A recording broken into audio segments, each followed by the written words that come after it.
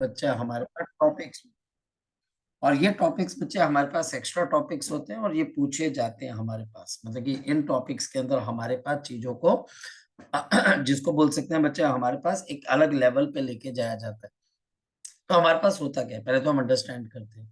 हमारे पास इस टॉपिक को शुरू करने पे सबसे पहले बच्चे मैं आपको समझा दूं, हमारे पास जब लाइट किसी मीडियम को क्रॉस करके रिफ्लेक्ट होती है या ट्रांसमिट होती है, तो उनके बीच में पाथ डिफरेंस क्रिएट होता है या एक फेज का आपके पास चेंज होता है। तो ये हमेशा याद रखना सब बच्चे। सपोज कि मेरे पास यहाँ पर एक डेंसर मीडियम है, या हमारे पास यहाँ पर डेंसर मीडियम है, और हमारे पास ये डेंसर मीडियम है और बाहर आपके पास यहाँ पर, अगर ये मेरे पास मीडियम है, यहाँ से मेरे पास लाइट जब आती है तो टकराकर पीछे चली जाती है। लाइट इस वक्त आपके पास रेयरर से डेंसर मीडियम पे जाने का अटेम्प्ट कर रही थी। जैसे लाइट यहाँ पर टकराकर जाती है, यहाँ पर मेरे पास पाई का या फिर लैम्डा बाई 2 का क्या क्रिएट हो जाता है, पाथ डिफरेंस। कुछ लाइट आगे ट्रांसमिट हो जाती है, जीरो फेज डिफरेंस, और जब यहां से लाइट टकराकर फिर वापस आती है, अब लाइट जब डेंसर से रेयरर की तरफ जाकर टकराकर वापस आती है, यहां पर मेरे पास नो फेज डिफरेंस, आपके पास यहां पर किसी किस्म का कोई फेज डिफरेंस नहीं आता है। और फिर लाइट आपके पास यहाँ पहुंचती है और ट्रांसमिट हो रही है। ट्रांसमिट के वक्त बच्चे ना तो कोई फेज डिफरेंस होगा, ना ही बच्चे हमारे पास तब कोई फेज डिफरेंस होगा जब लाइट डेंसर से रेयर की तरफ। बहुत इंपॉर्टेंट कॉन्सेप्ट है ये बच्चे, ये हमारे पास बहुत इंपॉर्टेंट कॉन्सेप्ट है। और ये कॉन्सेप्ट बच्चे हमारे पास बार बार यूज किया जाता है, कहाँ पर, जहां पर बच्चा हमारे पास बात होती है इंटरफेरेंस की। इंटरफेरेंस के कुछ क्वेश्चंस हैं जो आप देखेंगे कि कंपटीशन के अंदर ऐसे क्वेश्चंस आते हैं जो नॉर्मल आपको क्लास में नहीं करवाए जाते हैं, उनकी थ्योरी भी आपको ढूंढनी पड़ती है कि भैया इस क्वेश्चन की थ्योरी कहाँ से आएगी। तो हमारे पास इसको बोला जाता है रिफ्लेक्टेड लाइट, ये भी एक तरह के रिफ्लेक्टेड लाइट ही है बच्चे हमारे पास R2, और हमारे पास ये ट्रांसमिटेड लाइट है T1, और बच्चा हमारे पास ट्रांसमिटेड लाइट है आपके पास। तो एक बात बच्चे आपने ध्यान रखनी है कि ट्रांसमिटेड जो लाइट है बच्चे हमारे पास, उसमें कोई फेज डिफरेंस नहीं आता है। आपके रिफ्लेक्टेड लाइट के अंदर बच्चे फेज डिफरेंस आता है, और वो आपके पास बच्चे तब आता है जब आपकी लाइट रेयरर से आपके पास कहां पर जा रही है, डेंसर। जब वो रेयरर से डेंसर की तरफ को बच्चे जा रही है तो फेज रिवर्सल होगा। अगर डेंसर से आप रेयरर की तरफ को जा रहे हो और रिफ्लेक्ट हुए, तो there is no phase difference, या फिर आपके पास पाथ डिफरेंस। अब जरा थोड़ी सी चीजों को आगे की तरफ को अंडरस्टैंड करते हैं, और बच्चे मैं आपको जो चीज समझा रहा हूं उसको थोड़ा ध्यान से समझना। आज का बच्चा हमारे पास टॉपिक है the topic of the Newton's ring, the topic of the Newton's ring. हमारे पास न्यूटन रिंग का टॉपिक तब आता है बच्चे हमारे पास, समझो, जब बच्चा हमारे पास यहाँ पर वेरिएबल, जब आपके पास यहाँ पर वेरिएबल थिकनेस ऑफ क्या आ जाए बच्चे, मीडियम आ जाए, variable thickness of the medium. सबसे पहले समझते हैं कि इसकी रिक्वायरमेंट क्या थी। न्यूटन ने बोला क्या हमारे पास एक प्लेनो, आपके पास एक प्लेनो कन्वेक्स लेंस है, एक मेरे पास प्लेनो कन्वेक्स लेंस है, और इस प्लेनो कन्वेक्स लेंस को पहले मैं एक्सपेरिमेंटल सेटअप बता देता हूँ। यह हमारे पास प्लेनो कन्वेक्स लेंस है इस तरीके से। इसको अगर आप किसी ग्लास प्लेट के ऊपर रख देते हो, ग्लास प्लेट के ऊपर रख देते हो, और जब हम ऊपर से सोडियम लैंप को डालते हैं, जब आप ऊपर से सोडियम लैंप की लाइट को डालते हैं तो आपको पैटर्न नजर आया। जो पैटर्न नजर आया वो बड़ा मस्त पैटर्न था। वो पैटर्न क्या था मैं आपको समझाता हूँ। हमारे को बिल्कुल सेंटर पे ठीक एक डार्क स्पॉट नजर आया, फिर येलो कलर की लाइट, और ये मैं इसलिए बोल रहा हूँ क्योंकि ये मैंने देखा हुआ, ये एक्सपेरिमेंट मैंने किया हुआ है।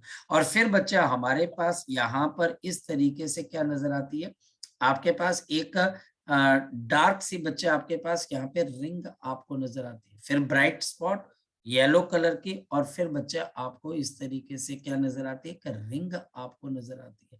तो ऑल्टरनेटिवली आपको ब्राइट और डार्क और ब्राइट और डार्क क्या नजर आती है, रिंग्स नजर आती है, and this is known as to be the Newton's ring. ये Newton's ring interference of light wave की वजह से आती है। हमारे पास जो मजेदार चीज क्या है कि ये मेरे पास लेंस है, now this is the lens, और ये मेरे पास ग्लास प्लेट है, now this is the glass plate, और ये जो मेरे पास एयर को मैंने, ये देखो, ये मैंने एयर को क्या हुआ ट्रैप किया हुआ, यहाँ पर एयर ट्रैप्ड है। ये एयर की ट्रैपिंग की वजह से मुझे यहाँ पर क्या नजर आती है, रिंग। और मैं आपको एक और बात बता दूं, ये सामने से देखने पे बच्चे आपको ऐसा नजर आ रहा है, लेकिन 3 डायमेंशनली अगर आप देखें तो ये चीज आपके पास कैसे है, ऐसे करके 3 डायमेंशनली आपके पास ऐसे है। मेरी बात आप समझ पा रहे हैं? यानी कि जो रिंग्स आपको नजर आएंगी वो इस तरीके से आपको नजर आएंगी। यहाँ पर बच्चा आपको रिंग्स नजर आएंगी ऐसे करके ऊपर से, जब आप ऊपर से इसको व्यू करोगे। ये मेरे पास एक ग्लास प्लेट है, और अब देखते हैं बच्चा हमारे पास कि ये रिंग्स आपको नजर कैसे आती है, क्या वो कंडीशंस है जिससे आपको न्यूटन्स रिंग नजर आती है। तो फोकस करते हैं।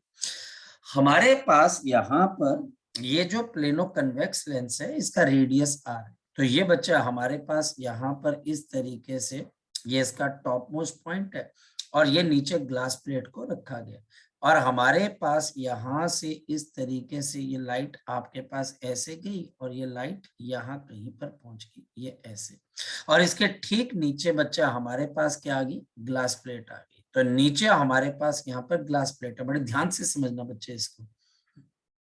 ये बच्चा हमारे पास ग्लासो प्लेट है, और इसका रेडियस आपके पास किसके बराबर है, आर के बराबर। ये बच्चा हमारे पास इसका रेडियस आ गया आर। क्लियर? अब हमारे पास क्या है कि लाइट जो होती है बच्चे, वो आपके पास कैसे एक डार्क स्पॉट बनाती है, ब्राइट स्पॉट बनाती है, ये तो हमें क्लियर है। और ये बच्चा हमें क्लियर है, तो जरा चेक कर लेते हैं। तो इमेजिन कर लेते हैं बच्चा हमारे पास कि कहीं से आपके पास यहाँ पे लाइट पहुंचे। मैं अलग कलर का यहाँ पे पेन ले लेता हूँ। मेरे पास यहाँ से लाइट आपके पास यहाँ पर पहुंची, एंड ऑफ कोर्स ये लाइट जब यहाँ पर पहुंचेगी तो ये लाइट अब डेंसर से रेयर की तरफ को भाग रही है, तो ट्रांसमिशन में तो कोई दिक्कत नहीं। पर एक लाइट बच्चे हमारे पास यहाँ से रिफ्लेक्ट, जो लाइट बच्चे यहाँ से रिफ्लेक्ट होगी उस पर क्या फर्क पड़ेगा, तो आप बोलोगे सर कोई फर्क नहीं पड़ेगा। जो लाइट आपके पास रिफ्लेक्ट हो रही है, क्योंकि डेंसर से लाइट रेयरर जा रही है, यहाँ पर हवा की एक क्या बच्चे, एक हवा का मीडियम आपने ट्रैप किया हो, कुछ फर्क नहीं पड़ेगा। फिर ये लाइट बच्चे हमारे पास रिफ्लेक्ट करेगी, इट विल रिफ्लेक्ट आपके पास टुवर्ड्स द नॉर्मल, तो ये बच्चे ऐसे रिफ्लेक्ट करेगी।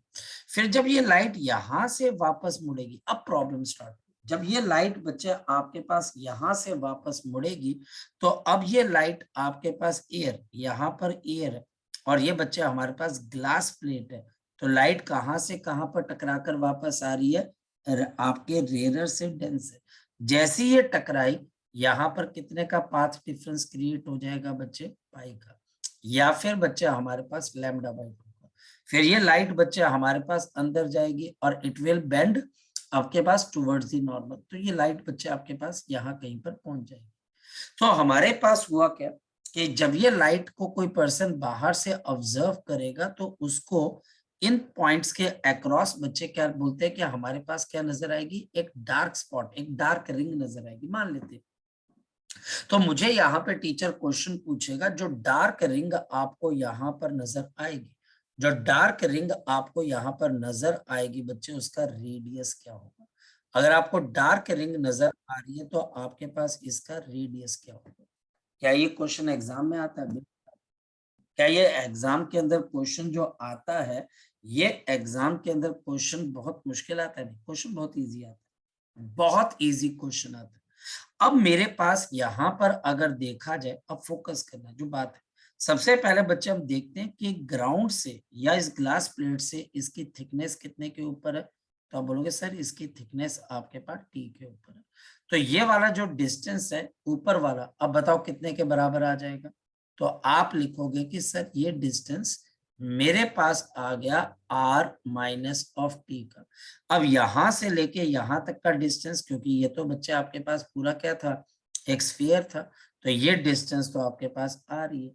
तो ये रेडियस बच्चे हमारे पास यहाँ पर क्या आ गया बच्चे, r के बराबर। अब ध्यान से समझ, मेरे पास यहाँ पर मुझे एक राइट एंगल ट्राइंगल नजर आ रहा है जिसमें R square is equal to R minus of T का स्क्वेयर प्लस रेडियस ऑफ जो रिंग है बच्चे, डार्क रिंग है, मैं इसको आर एन का होल स्क्वेयर कर देता हूँ। ये सिंपल आर स्क्वेयर रहने देते, कोई दिक्कत नहीं, आर स्क्वेयर रहने देते।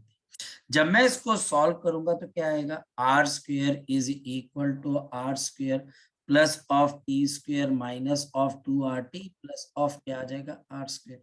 ये कैंसिल हो जाएगा, टी स्क्वेयर बहुत छोटी टर्म है, इसको इग्नोर कर देते हैं। तो मेरे पास रेडियस किसके बराबर आ गया, अंडर रूट ऑफ 2RT। अब मेरे पास रेडियस कितने के बराबर आ गया, अंडर रूट ऑफ 2RT। अब ध्यान से देखना बच्चे, फोकस करना, ध्यान से समझना। ये मेरे पास जो रेडियस है ये इस टी पे डिपेंड करता है, और टी हमारे पास है क्या, T is the thickness of the T is the thickness of the this is the thickness of the air आपके पास मीडियम, ये उसकी है बच्चे, जिसमें लाइट की, देखो ना, आपके पास इस लाइट ने और इस लाइट ने क्या किया बच्चा, हमारे पास इंटरफेरेंस किया। एक लाइट, अब मैं फिर से मेंशन कर देता हूँ, ये लाइट जो पहली आपके पास है, इसको बच्चा हम पहली रिफ्लेक्टेड लाइट बोल रहे हैं, और ये दूसरी रिफ्लेक्टेड लाइट है, और इन दोनों ने इंटरफेरेंस किया। जब कोई लाइट इंटरफेरेंस करती है, फिर ध्यान से समझना बच्चे, अगर कोई लाइट मेरे पास इंटरफेरेंस करती है, उस इंटरफेरेंस के अंदर इंपॉर्टेंट चीज क्या होती है, पाथ डिफरेंस। अगर मुझे पाथ डिफरेंस की क्लैरिटी है तो मैं बड़े आराम से कंस्ट्रक्टिव या डिस्ट्रक्टिव इंटरफेरेंस की कॉन्सेप्ट को लगा सकता हूँ।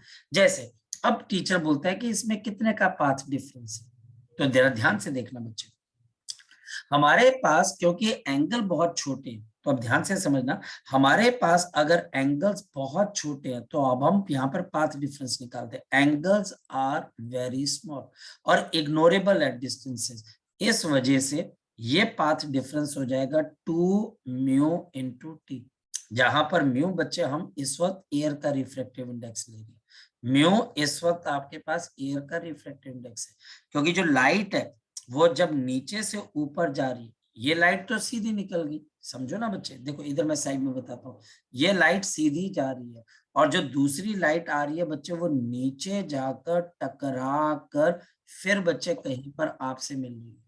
अब ये बच्चे हमारे पास लाइट की वेव नंबर 1 है, और ये वाली बच्चे आपके पास, अनुराग समझ रहा है ना, ये लाइट की आपके पास वेव नंबर 2 है। नीचे वाली जो वेव है वो ऊपर वाली से ज्यादा डिस्टेंस ट्रेवल कर रही है।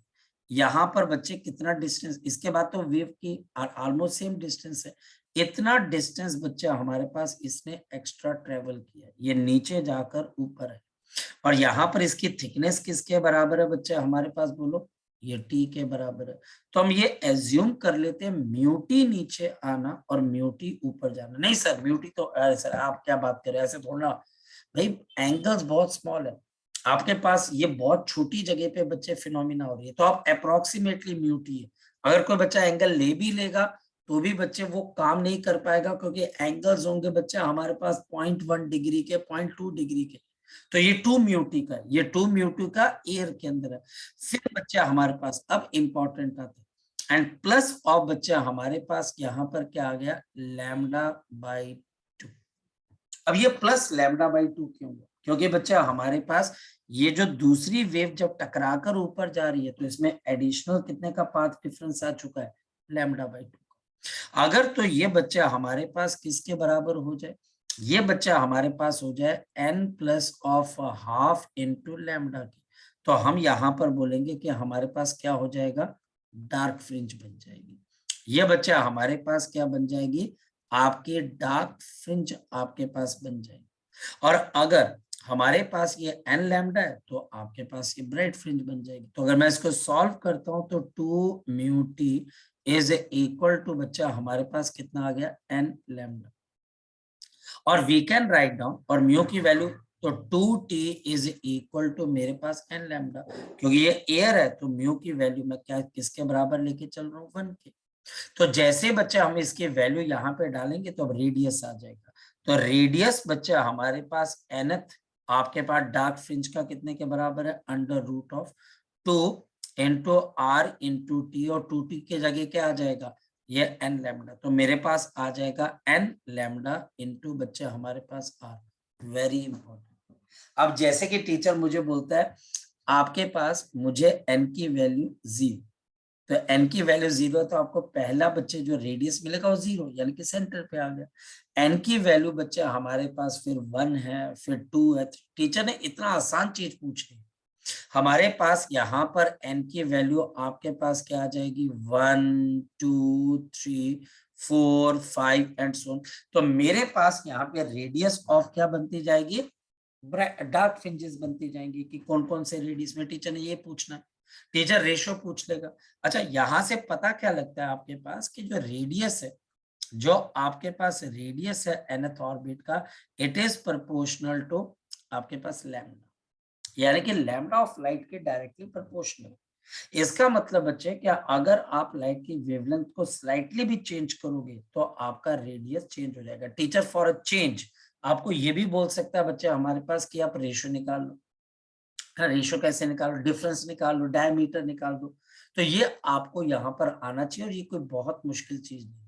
और यहाँ पर प्लस लैम्डा बाई 2 क्यों हुआ, क्योंकि जो नीचे वाली वेव आ रही है वो किसी रेयर मीडियम से डेंसर मीडियम को टकरा कर वापस आ रही है, तो उसमें एक पाथ डिफरेंस अपने आप क्रिएट हो जाता है।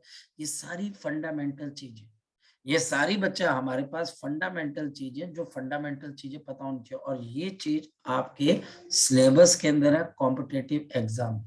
आपकी वेव ऑप्टिक्स जो क्लास में पढ़ाई जाती है और वेव ऑप्टिक्स जो कंपटीशन की है, दे आर स्लाइट, उनकी पहुंच ही बच्चे बिल्कुल अलग है। तो हमारे पास ये चीज आ गई। और अगर टीचर मुझे बोलता है कि मुझे ब्राइट फ्रिंज बनानी है, तो टीचर मुझे बोलता है ब्राइट फ्रिंज, तो 2 mu T plus of lambda by 2 and this is equal to N lambda. तो अब ध्यान से समझो, यहाँ पे 2t is equal to n minus half into lambda. अब समझो बच्चे, अब यहाँ पर n की, अच्छा यहाँ पर n 0 से स्टार्ट होगा, ध्यान से समझना। और यहाँ पर बच्चे अब मेरे पास radius of the bright nth bright spot ये कितने के बराबर है, अंडर रूट ऑफ कितना आ जाएगा n minus half lambda into बच्चे आपके पास है। नो दिस इज द, और इससे एक और चीज पता लगती है कि सेंटर पे हमेशा क्या बनेगा, डार्क स्पॉट, क्योंकि ये 1 2 3 4 से स्टार्ट होगा। तो न्यूटन रिंग का सेंट्रल पॉइंट हमेशा आपके पास एक डार्क स्पॉट बनता है बच्चे, वहां पर ब्राइट स्पॉट नहीं बनता है। क्या ये न्यूटन रिंग मैंने कहीं देखी है? बिल्कुल देखी है। आप अपने मोबाइल फोन पे जब आप कई बार जिसको ये बोल सकते हैं कोई कवर चढ़ाते हो या मोबाइल फोन की स्क्रीन गार्ड को लगाते हो, तो आपने देखा होगा कंसेंट्रिक कलरफुल लाइंस नजर आती है। कभी देखा होगा आपने, बिल्कुल सर्कल के अंदर, वो न्यूटन रिंग है। और ये न्यूटन रिंग बच्चे बनती तब है जब आप इसको प्रेस कर रहे होते हो, तब आप देखना, जब आप इसको लगा रहे होते हो तो आपको ये रिंग्स बड़े अच्छे से नजर आती है। तो ये नजर आने की वजह आपके पास एयर की ट्रैपिंग। हमारे पास अगर एयर ट्रैप होती है तो उसकी वजह से बच्चे हमें यहाँ पर क्या नजर आते हैं, फ्रिंज पैटर्न नजर आता है। और यहाँ पर एक और प्रॉब्लम है बच्चे हमारे पास, which is known as to be the air wedge problem. ये भी एक बहुत फेमस प्रॉब्लम है, air wedge problem. Air wedge problem, air wedge बच्चे हमारे पास प्रॉब्लम। हमारे पास एयर वेज प्रॉब्लम के अंदर क्या होता है, मेरे पास यहाँ पर इस तरीके से आपके पास दो ग्लास प्लेट्स ली गई हैं, ये बच्चे ऐसे, और इन दोनों को ऐसे इस तरीके से लगा दिया जाता है और बीच में आपके पास क्या है, ईयर। हमारे पास इनके बीच में आपके पास क्या है, ईयर। बड़ी इंटरेस्टिंग प्रॉपर्टी है। और हमारे पास इनके बीच का एंगल मेरे पास किसके बराबर आ गया, थीटा के बराबर आ गया। अब ध्यान से समझिए, मेरे पास ऊपर से देखने पे अंदर इंटरफेरेंस पैटर्न, और ये ऐसा नहीं है लाइन है, ये बिल्कुल बच्चे ऐसे होती है, ये देखो ऐसे, ये ऐसे करके, मेरी बात समझ पा रहे हो, ये ऐसे, मेरी बात समझ पा रहे हो, ये ऐसे। ठीक है आकाश, या हमारे पास इस तरीके से। और आप साइड व्यू देख लो, तो जब आप इसको ऊपर से देखते हो तो आपको यहाँ पर क्या नजर आते हैं, ऑल्टरनेट डार्क और ब्राइट स्पॉट नजर आते हैं। वो क्यों नजर आते हैं, हम उसकी वजह जानने की कोशिश करते हैं। बिल्कुल नजर आते हैं, एंगल थीटा है। और हमारे पास यहाँ पर इसके बीच में हम स्पेसर भी लगा देते हैं। स्पेसर क्या करता है बच्चे हमारे पास, जो स्पेसर बच्चे हमारे पास होता है, वो स्पेसर इनके बीच का डिस्टेंस मेंटेन कर देता है, ये स्पेसर है। अब देखो होता क्या है, हमारे पास यहाँ पर ऊपर से एक लाइट आती है, ये देखिए, ये लाइट आपके पास यहाँ से आ रही है और मैं यहाँ से बच्चे रिफ्लेक्ट हो, ये देखो यहाँ से अब ये डेंसर से आपके पास कहाँ की तरफ को जा रही थी, रेयर। क्यों? ये बच्चे हमारे पास यहाँ पर एयर है और ये आप कौन सी बाउंड्री को कंसीडर कर रहे हो, जब ग्लास से लाइट कहाँ की तरफ को जा रही है, air, there is no phase difference. आपके पास किसी किस्म का कोई फेज डिफरेंस नहीं होगा। लाइट हमारे पास यहाँ पे ट्रेवल करके यहाँ पर आएगी। अब जैसे लाइट बच्चे हमारे पास यहाँ से ऐसे करके ऊपर की तरफ को निकलेगी, अब बताओ क्या हो जाएगा। तो जैसे बच्चे लाइट आपके पास ऊपर की तरफ को गई, अब ध्यान से समझना, तो यहाँ पर लाइट आपके पास कहाँ से कहाँ पर जा रही है, लाइट बच्चे अब मेरे पास एयर से ग्लास की तरफ जब जा रही थी तो वो रिफ्लेक्ट हुई। तो यहाँ पर कितने का पाथ डिफरेंस हो जाएगा बताओ बच्चे, पाई का या फिर लैम्डा बाई 2 का। ठीक, इस वक्त बच्चे हमारे पास ये थिकनेस जो अप्रोक्सीमेट है बच्चे, अप्रोक्सीमेट हमारे पास यहाँ पे थिकनेस कितने के बराबर है, T1 के बराबर। ध्यान से समझना, ये बच्चा हमारे पास इस वक्त इसकी थिकनेस किसके बराबर है, T1, मान लेते हैं T1 के बराबर। ठीक, तो हमारे पास ये थिकनेस T1 के बराबर है। अब ये लाइट दोबारा से यहाँ पर जाकर इंटरफेरेंस करेगी। इंटरफेरेंस करने के लिए बच्चे हमारे पास दो चीजें चाहिए, या तो पाथ डिफरेंस या फिर बच्चे हमारे पास फेज डिफरेंस। अगर तो ये लैम्डा बाई 2 के बराबर है तो बच्चे हमारे पास क्या हो जाएगा, आपके पास डिस्ट्रक्टिव, और अगर ये लैम्डा के बराबर है तो कंस्ट्रक्टिव, दो चीजें। अब हम यहाँ पर पाथ डिफरेंस देखते हैं। So we talk about the path difference. हम यहाँ पर पाथ डिफरेंस देखते हैं between the two waves, between the two waves. इन दोनों वेव्स के बीच का हम क्या देखते हैं बच्चे, पाथ डिफरेंस क्या होगा। इन दोनों वेव्स के बीच का पाथ डिफरेंस हमारे पास क्या होगा, जरा चेक करते हैं। तो दोनों वेव्स के बीच का पाथ डिफरेंस कैसे निकलेगा, हमारे पास पहली चीज, एक तो बच्चे आपके पास 2t, अब 2t क्यों बच्चे, T1, 2t1 plus of lambda by 2 is equal to, हमारे पास यहां पर आ गया लैम्डा, या मेरे पास यहां पर आ गया n लैम्डा, या फिर बच्चे हमारे पास यहाँ पर आ गया n लैम्डा। ऐसा क्यों, कंस्ट्रक्टिव इंटरफेरेंस होने के लिए आपके पास ये कंडीशन है, ये आपके पास है। जब कौन सी फ्रिंज बनेगी, आपके पास ब्राइट फ्रिंज बनेगी, ब्राइट फ्रिंज बनेगी। और मेरे पास यानी कि आपके पास 2t1 is equal to n minus half into आपके पास लैम्डा, और यहां से बच्चे हम T1 की वैल्यू निकाल सकते हैं। या फिर बच्चा हमारे पास दूसरी चीज है, अगर ये डार्क फ्रिंज बनी तो 2t1 प्लस ऑफ बच्चे lambda by 2 is equal to n plus of half lambda. यहीं से हमारे पास क्या बन गई बच्चे, डार्क फ्रिंज। और डार्क फ्रिंज की कंडीशन, इसका मतलब अगर ये डार्क फ्रिंज है तो आपके पास 2t1 इज इक्वल टू किसके बराबर आ जाएगा, n। अब ये डिपेंड करता है बच्चे कि आप डार्क फ्रिंज देख रहे हो या फिर आप ब्राइट फ्रिंज देख रहे हो। टीचर जैसा बोलेगा आप उसको वैसा जवाब दोगे। एक और बात, अगर आप आगे चले जाओगे तो थिकनेस चेंज हो जाएगी। हाँ चेंज होगी भाई, क्यों नहीं चेंज होगी। और अगर थिकनेस चेंज होगी तो फिर क्या होगा हमारे पास, तो फिर बच्चा हमारे पास वहां पर अलग कंडीशन आ जाएगी। अगर वो ब्राइट है तो ब्राइट है, अगर डार्क है बच्चे तो हमारे पास डार्क है। मेरी बात को ध्यान से समझिए, ये हमारे पास कंडीशंस हैं जहां पर वेरिएबल आपके पास क्या होती है, अलग अलग थिकनेस की आपके पास क्या है, मीडियम है। और लाइट जब टकराती है तो वो टकराकर एक ऑप्टिकल पाथ डिफरेंस कवर करती है, और साथ ही साथ लाइट जब किसी डेंसर से रेयरर की तरफ को जाके टकरा के वापस आती है, कुछ नहीं होगा। लेकिन अगर वो रेयरर से जाती हुई डेंसर पे टकरा कर वापस आती है, तो जब जैसी वो वापस हुई उसमें लैम्डा बाई 2 का क्या आ गया, पाथ डिफरेंस। कैसे देखते हैं, मेरे पास मान लिया जाए, ध्यान से समझना, ये एक अरेंजमेंट है बच्चे। मान लेते हैं कि मेरे पास यहाँ पर बच्चे आपके पास एक अरेंजमेंट है, और इस अरेंजमेंट के अंदर बच्चा हमारे पास क्या, कि एक लाइट आपके पास यहाँ से आपके पास गई, एक मिरर है बच्चे हमारे पास, और ये बच्चा हमारे पास यहाँ से टकरा कर यहाँ पर आ रही है। मेरी बात को ध्यान से समझना। और एक लाइट बच्चा हमारे पास यहाँ से सीधी यहाँ पहुंच गई, ये दोनों लाइट्स यहाँ पर पहुंच गई, एक ऐसे जा रही है और आपके पास एक ऐसे जा रही है। और ये ऊपर की तरफ बच्चा हमारे पास क्या आ गया, मिरर आ गया। ये ऊपर की तरफ बच्चे हमारे पास मिरर आ गया। तो ये मेरे पास यहाँ पर वेव नंबर 1 है और ये आपके पास वेव नंबर 2। ये आपके पास ए, ये आपके पास बी, ये आपके पास सी और ये बच्चा आपके पास डी। अब टीचर बोलता है कि इनके बीच का पाथ डिफरेंस कितना है। अब यहाँ पर फंसती है कहानी, पाथ डिफरेंस कैसे निकालें मैं बताता हूँ। हमारे पास यहाँ पर अगर आप पाथ डिफरेंस निकालने जाओगे तो आपके पास एक पाथ तो सी डी मिल गया, यानी कि मैं x1 को आपके पास मान लेता हूँ सी डी। अब मैं x2 को अगर मानूं तो ए से मैं बी की तरफ जा रहा हूँ प्लस λ/2। ये बहुत इंपॉर्टेंट है। जब भी कोई वेव किसी मिरर से टकराकर वापस आएगी तो कितने का पाथ डिफरेंस आ जाएगा बच्चे हमारे पास, λ/2 एंड प्लस ऑफ बच्चा हमारे पास यहाँ पर क्या आएगा, b इंटू सी।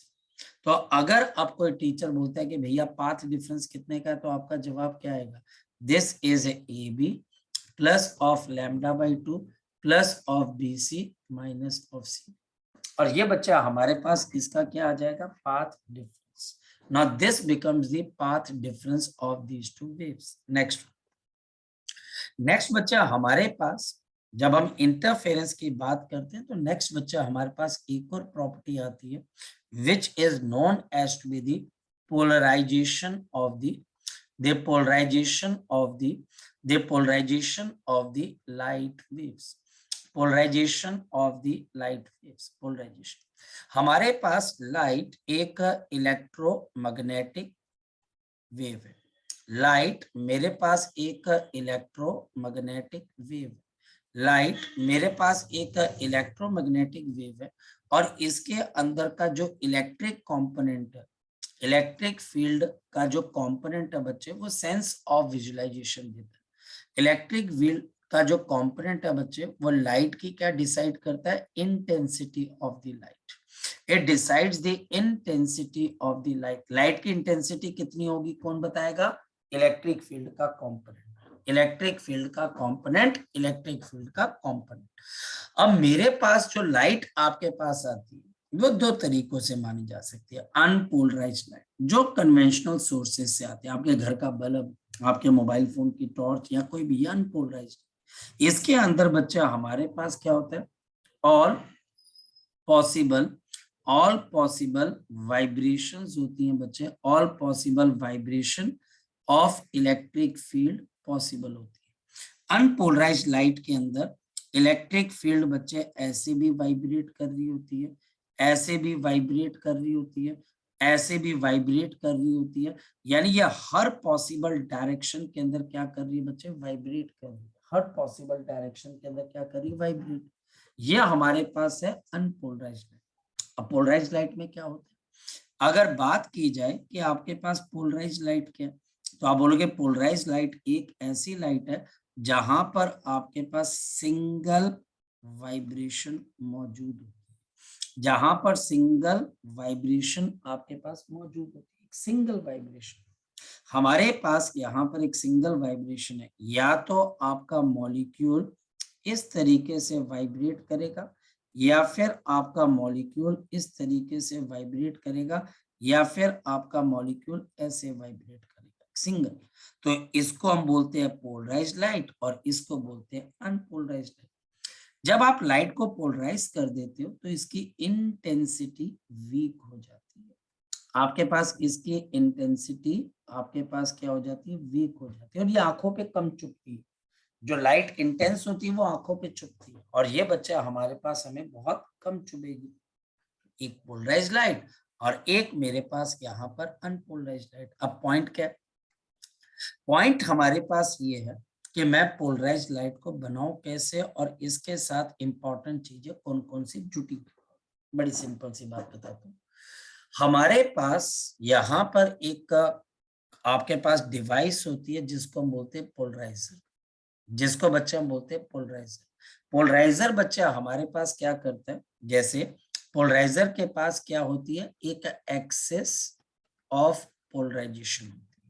बच्चा हमारे पास एक एक्सेस ऑफ पोलराइजेशन होती है। ये मैन मेड भी हो सकती है और ये बच्चा आपके पास अगर देखा जाए कुदरती भी हो सकती है। कुदरती बच्चा हमारे पास कई ऐसे मटेरियल्स हैं जिनके पास एक एक्सिस ऑफ पोलराइजेशन है। ये काम कैसे करती है? हमारे पास ये ऐसे काम करती है जैसे आपके घर का दरवाजा काम करता है। ये आपके घर का दरवाजा, इस दरवाजे में से कौन सी चीज पास हो सकती है बच्चे? वो चीज जिसकी लेंथ इससे आपके पास छोटी है। और कोई भी ऐसी चीज जो ऐसे बच्चे हमारे पास होगी वो इसमें से पास नहीं हो सकती। सपोज कि मेरे पास एक लाइट वेव है जिसमें इस तरीके की आपके पास क्या वाइब्रेशंस है। ये वाइब्रेशन आपके पास इस स्लिट में से पास हो जाएगी। और बच्चे अगर मेरे पास कोई वाइब्रेशन ऐसे हॉरिजॉन्टल है तो वो इसमें से पास नहीं हो पाएगी, क्योंकि स्लिट आपके पास क्या है वर्टिकल। यहाँ पर मेरे पास ओनली दी वर्टिकल वाइब्रेशंस, जो वर्टिकल वाइब्रेशंस है वही आपके पास हो पाएंगी, और जो हॉरिजॉन्टल होंगी वो रुक जाएंगी। सपोज कि कोई पर्सन इसी ऑब्जेक्ट को, इसी स्लिट को कुछ ऐसे लेटा देता है। अब मैं इसको अगर ऐसे करके लेटा दूं, ऐसे करके, तो ये स्लिट अब आपके पास क्या हो जाएगी? हॉरिजॉन्टल। अब क्या होगा? वो वाइब्रेशंस जो कि हॉरिजॉन्टल थी और ऊपर पास नहीं हो पा रही थी, अब वो इसमें से पास हो जाएंगी और वर्टिकल आपके पास इसमें से क्या हो जाएंगी? ब्लॉक हो जाएगी। तो जब हम बहुत सारी वाइब्रेशंस को ऐसी जगहों पर डालते हैं तो एक ही तरह की वाइब्रेशन दूसरी तरफ से निकल पाती है, तो लाइट पोलराइज होगी। तो हमारे पास लाइट क्या हो जाएगी? पोलराइज। हाँ, इस वजह से इसको हम क्या बोलते हैं? पोलराइजर।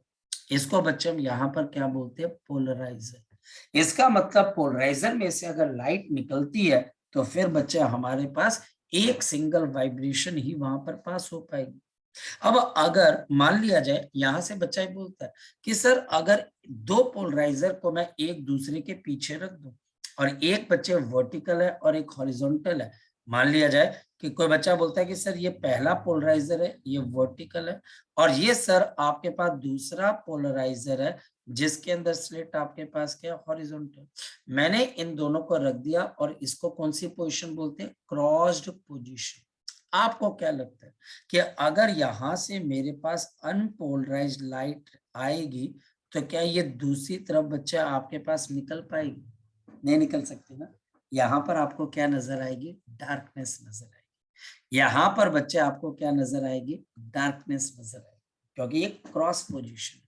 ये माना गया बच्चे हमारे पास कि अगर दो पोलराइजर, अगर वो अच्छे पोलराइजर, दोनों को बच्चे अगर क्रॉस पोजीशन पे रख दिया जाए, और इससे मुझे ये भी पता लग जाएगा कि जो पहली वाली चीज है वो पोलराइजर है कि नहीं। मेरी बात समझ गए? अगर मान लिया जाए बच्चे कि वो पोलराइजर नहीं है तो आप पीछे वाले पोलराइजर को जैसे ही रोटेट करोगे तो डार्कनेस नहीं आएगी। अगर वो डार्कनेस आ रही है तो मतलब पोलराइजर है, नहीं आ रही तो इसका मतलब पोलराइजर है ही नहीं। अब बच्चा हमारे पास इस पे काम किया एक बहुत बड़े साइंटिस्ट ने, मेलिस। हमारे पास मेलिस ने एक बात समझाने की कोशिश की और इसके ऊपर नाम बच्चा हमारे पास क्या पड़ जाता है? This is malice law. Malice ने ये बात बोली कि अगर मेरे पास एक आपके पास इस तरीके से क्या बच्चे पोलराइजर है, उसने सर्कल बनाकर बताने की कोशिश की। बहुत अच्छा बच्चे उनका कॉन्सेप्ट था। उन्होंने बोला कि ये मेरे पास एक आपके पास पोलराइजर की एक्सिस है, ठीक, एक पोलराइजर की एक्सिस है और दूसरे पोलराइजर की एक्सिस इसके साथ एंगल थीटा पे है। अगर यहां से लाइट बच्चे हमारे पास आई नॉट इंटेंसिटी से निकल रही है तो दूसरे में से लाइट कितनी इंटेंसिटी से निकलेगी? तो उन्होंने जवाब दिया जो ट्रांसमिटेड लाइट होगी उसकी इंटेंसिटी आफ्टर दिस वन, ये बच्चे हमारे पास होगी आई नॉट। आपके पास एक मिनट, एक चीज मैं और बता देता हूँ, ये थोड़ी सी बच्चे में बता देता हूँ। ये आई नॉट नहीं है, आई नॉट इसके ऊपर है। अभी मैं आपको एक बहुत अच्छी चीज बताता हूँ। हम कई बार गलती कर जाते हैं, फिर गलती से हमको कई अच्छी चीज भी पता लगती है। देखो कैसे। ये बच्चा हमारे पास आई नॉट जो सेकेंड पोल, ये पोलराइजर 1 है और ये पोलराइजर बच्चे आपके पास 2 है। ये बच्चा हमारे पास लाइट वो है जो पोलराइजर 2 पे गिर रही है। ये आपके पास वो लाइट है जो कि फाइनल लाइट है, ये 1, ये आई। और ये बच्चा I not into cos square of क्या आ गया? थीटा। कॉस थीटा भी नहीं, कॉस स्क्वेयर ऑफ थीटा। अब ध्यान से बच्चे अगर हम देखें तो ये आई नॉट ऑफ आपके पास क्या आ गया बच्चे, आपके पास cos square of theta, I is equal to I not cos square of क्या आ गया बच्चे हमारे पास थीटा। लेकिन ध्यान रखना बच्चे, अगर पहले लाइट की इंटेंसिटी जो सबसे पहली है इनिशियल, तो बच्चे याद रखना पहले पोलराइजर में से जब लाइट निकलेगी आई नॉट, ये हाफ ऑफ द इनिशियल होगी। ये बहुत इंटरेस्टिंग चीज है, ये भी याद रखना। Please connect this to the memory, इसको मेमोरी के साथ जरूर कनेक्ट कर देना, इसको अपने मेमोरी के साथ जरूर कनेक्ट करना बच्चे, क्योंकि ये चीज आपके पास रियलिटी के अंदर बच्चे आपके पास, मतलब कि ये केवल टीचर होगा कि वो आपके पास लाइट जो है वो क्या करेगा, इनिशियली लेके आएगा और बोलेगा कि अब बताओ फाइनल कितनी, तो बच्चा जाता फंस, वो ये फॉर्मूला लगाता रहता है और आंसर आता नहीं। यहाँ पर अब बताओ बच्चे कि हमारे पास ग्राफ कैसा बनेगा, तो हमारे पास बनेगा कॉस स्क्वायर थीटा का ग्राफ। तो ये कॉस स्क्वायर थीटा का ग्राफ है, ये आई और ये हमारे पास एंगल थीटा। तो मैं दो पोलराइजर के बीच में, तो ऐसे मैं बहुत सारे आपके पास पोलराइजर लगा सकता हूँ, हाँ यार, और हर पोलराइजर क्या करेगा, वो लाइट की इंटेंसिटी को कम करता जाएगा। लेकिन ध्यान रखना बच्चे, एंगल इंपॉर्टेंट है, और जो सबसे पहला पोलराइजर है उसके पहले की अगर लाइट गिवन होगी, जो दूसरी लाइट होगी बच्चे वो आई नॉट बाई टू होगी। प्लीज इस बात को दिमाग में रखना। जैसे टीचर मुझे बोलता है कि मेरे पास यहाँ पर इस तरीके से क्या आ गया बच्चे, ऐसे आपके पास एक कंडीशन आ गई। क्वेश्चन बहुत इजी आते हैं, बच्चा सिर्फ फॉर्मूला याद नहीं करके जाता है, और फॉर्मूला याद नहीं करके जाता है तो जाता है फंस वो। तो हमारे पास यहाँ पर दो, आपके पास ऐसे मान के चलो कि दो पोलराइजर ऐसे लगा दिए, दोनों के बीच का एंगल 90 है, और इसके बीच में बच्चे इसने एक पोलराइजर और लगा दिया। ये पोलराइजर 1 है, ये पोलराइजर 2 है, और ये पोलराइजर आपके पास 3। ठीक, ध्यान से समझना। और मेरे पास यहां से लाइट, अब देखो मैं जानबूझ के क्या करूंगा, ये लाइट है आई नॉट, और मुझे बताना है P3 में से कितनी लाइट निकलेगी, और ये एंगल थीटा है। अब ध्यान से समझना, जब हमारे पास लाइट P1 से P2 की तरफ को जाएगी, तो P2 में से कोई ना कोई लाइट तो बाहर निकलेगी। तो वो लाइट आपके पास कैसे निकालोगे, तो इसको मैं I1 कर देता हूं, and this will be I naught by two into cos square theta. अब आपको पता लग रहा है कि ये I not cos square theta 2 का फैक्टर क्यों आ रहा है। 2 का फैक्टर इसलिए क्योंकि पहले पोलराइजर पे लाइट आई नॉट से गिरी है, तो यहाँ पर बाहर कितने से निकलेगी, आई नॉट डिवाइडेड बाई 2 से। अब ये लाइट I1 जाएगी P3 पे, और इन दोनों के बीच का एंगल कितने के बराबर है, 90 माइनस थीटा। मैं इस लाइट को यहाँ पर क्या मान लेता हूँ बच्चे, I2। तो आप बताओ I2 आपके पास किसके बराबर है, I1 into cos square of 90 degree minus of theta. तो मेरे पास I2 is equal to I naught by two, और मेरे पास आ गया cos square theta into sine square theta. अच्छा ऐसा करते हैं, इसको बच्चे हम यहाँ पर ऐसा करते हैं, 4 से मल्टीप्लाई और 4 से डिवाइड। तो मेरे पास I2 किसके बराबर आएगा, आई नॉट बाई 8, और यहाँ पर 2 sine of theta into cos theta का होल स्क्वायर। तो जल्दी बता दो, आपके पास आई नॉट बाई 8 इंटू यहाँ पर मेरे पास क्या आएगा, साइन ऑफ 2 थीटा का whole square, sine of 2 theta का होल स्क्वायर। ऐसा क्वेश्चन आता है बच्चे, और ये क्वेश्चन इजी। प्रॉब्लम ये है बच्चे कि अब आपके सीबीएसई के सिलेबस में नहीं है, पुराने टाइम में ये सीबीएसई के सिलेबस में था। और यहाँ पर बच्चे हमारे पास बहुत सारे, अब जैसे फॉर एग्जांपल मैं, मेरे को कोई टीचर बोल देता है कि मुझे लाइट की मैक्सिमम इंटेंसिटी चाहिए, या वो बोल देगा कि I2 मान लो कुछ वैल्यू दे देगा और वो थीटा निकालने को बोलेगा, तो बन जाएगा क्वेश्चन, बिल्कुल बनेगा बच्चे हमारे पास क्वेश्चन। तो हमारे पास जैसे उसने बोल दिया जी इसकी वैल्यू हाफ है आपके पास, तो हम वैल्यू डाल देंगे, आंसर आ जाएगा। तो ये बहुत और आपके पास कितने पोलराइजर लगा सकते हो, N polarizer. Teacher N polarizer की प्रॉब्लम भी लगा सकते हैं, एक के बाद दूसरे पे, दूसरे की लाइट तीसरे पे, और करते करते। अब जैसे मान लिया जाए टीचर मुझे यहाँ पर एक क्वेश्चन दे देता है, देखते हैं जरा।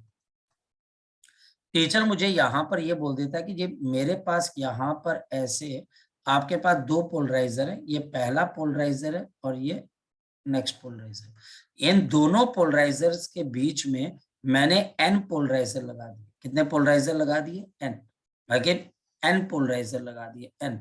और मुझे ये बताना है कि अगर एन पोलराइजर लगा दिए तो भैया फाइनल लाइट कैसे आएगी, एन पोलराइजर। अब एक बात देखो कि जो एन पोलराइजर है उनके बीच का एंगल कितने के बराबर होगा, तो एंगल बिटवीन एन पोलराइजर, तो एंगल बिटवीन पोलराइजर क्या होगा, ये सभी पोलराइजर क्या करेंगे, ये एन पोलराइजर है। हमारे पास ये सभी के सभी पोलराइजर आपके पास क्या करेंगे बच्चे, एंगल को अपने बीच में बांटेंगे, तो π/2 इंटू एन। होप सो आप बच्चों को ये बात समझ में आ रही है।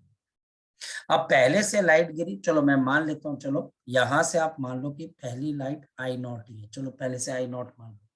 तो पहली बार बच्चे जब ये जाएगा तो इसको हम P आपके पास नॉट 1 कर देते, तो हमारे पास यहाँ पर P0 1 पे लाइट आ रही है, कहाँ से बच्चे, P1 से आ रही है आपके पास लाइट, तो ये P1 से आ रही है, ये पहली बार हम करते हैं, तो मेरे पास क्या आ जाएगा, I1 is equal to I0 into बच्चे हमारे पास cos square of π/2 into n. मेरी बात को आप समझो, जब ये लाइट नेक्स्ट वाले पे जाएगी P02 पे, तो अब P02 पे जाएगी तो बच्चे अब I2 किसके बराबर आ जाएगा, तो ये बच्चे हमारे पास I1 cos स्क्वायर थीटा, तो I0 इंटू कॉस की पावर 4 इंटू π/2 इंटू एन। आकाश क्षेत्र को समझ में आ रहा होगा, अब कॉस स्क्वायर हो गया ना। फिर ये बच्चा हमारे पास तीसरे पे जाएगा तो आपके पास आ जाएगा I3, तो बच्चे I0 इंटू बच्चा हमारे पास ये P03 है, तो I0 इंटू कॉस की पावर कितनी हो जाएगी अब हमारे पास, अब हमारे पास इसका भी क्या हो जाएगा बच्चे स्क्वायर, क्योंकि करना तो बच्चे हमारे पास I2 का स्क्वायर है, तो हमारे पास जैसे ही बच्चे आप इसका स्क्वायर करोगे तो आपके पास यहाँ पर क्या चीज आ जाएगी, we can write down cos की पावर 6 π/2 इंटू एन। और ऐसा करते करते बच्चे आप यहाँ पर चलते जाओगे और आपके पास एक के बाद एक टर्म आती जाएगी। तो ये पहली है, जब आप यहाँ से यहाँ पर आए, फिर ये दूसरा बच्चे हमारे पास है ना, फिर हमारे पास यहाँ पर तीसरा है, फिर चौथा है, और ऐसा करते करते हमारे पास कॉस स्क्वायर की वैल्यू आती जाएगी। तो लास्ट बच्चे हमारे पास क्या लगता है कि आपके पास क्या होना चाहिए, तो I0 cos की पावर 2n इंटू आपके पास π/2 और इसका बच्चे हमारे पास n, cos की पावर बच्चे 2n इंटू π/2 इंटू n। अब यहाँ पर मैथमेटिक्स है, अब देखना थोड़ा सा इसमें मैथमेटिक्स, थोड़ा दिमाग लगा कर कि cos की पावर कितनी है बच्चे 2n, तो क्या इसकी कोई सीरीज बनती है या फॉर्मूला बनता है या फिर बच्चे कुछ और बनता है, तो इसके ऊपर थोड़ा देखिए, मैं आपको एक एग्जांपल दे रहा हूँ कैसे कैसे क्वेश्चंस बच्चे हमारे पास टीचर बना सकते हैं। हमारे पास यहाँ पर एक और चीज हो सकती है बच्चे, और उसको बच्चे हम बोलते हैं यहाँ पर ब्रीस्टर लॉ। बहुत आसान टॉपिक है ये ब्रीस्टर लॉ, और कंपटीशन में आ गया तो तुम्हारी बल्ले बल्ले बच्चे।